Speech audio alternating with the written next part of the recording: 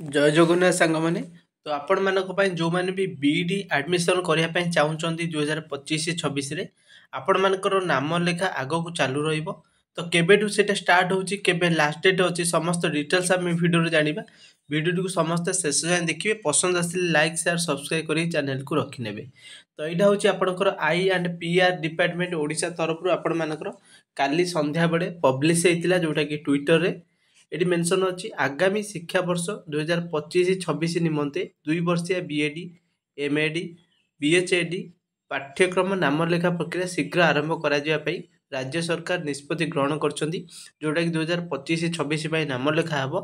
सेटा आपनकर आवेदनकारी मानक पई आसंता मार्च 24 तारिख जोटा कि 24 मार्च 2025 ठारू कॉमन एप्लिकेशन फॉर्म जोटा कि सीएफ फॉर्म कहउचंदी आपण सेटा पूर्ण प्रक्रिया आरंभ करा जिवो। तो आज तो हो गला आपण मानकर 21 तारिख आउ 2 दिन 3 दिन परे आपण मानकर नाम जोटा कि आरंभ हो जिवो अप्लाई प्रोसेस।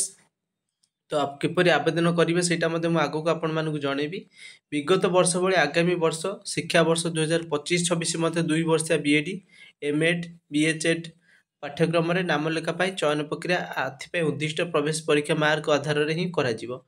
प्रवेशिका परीक्षा आसंत जून मासरे प्रथम सप्ताह अनुष्ठित हबो। एबे फॉर्म आपण माने 24 तारिख रु आरंभ करिवे पकेया पई जोटा कि एप्रिल मास पर्यंत चलिबो। जून मासरे आपण मानकर कोन हबो ना एग्जाम आपण मानकर हबो।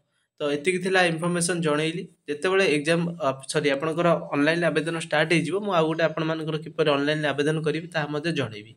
तो को मान इंटरेस्टेड अछो नियति आबे कमेंट सेक्शन ले जणै देबे। Thanks for watching.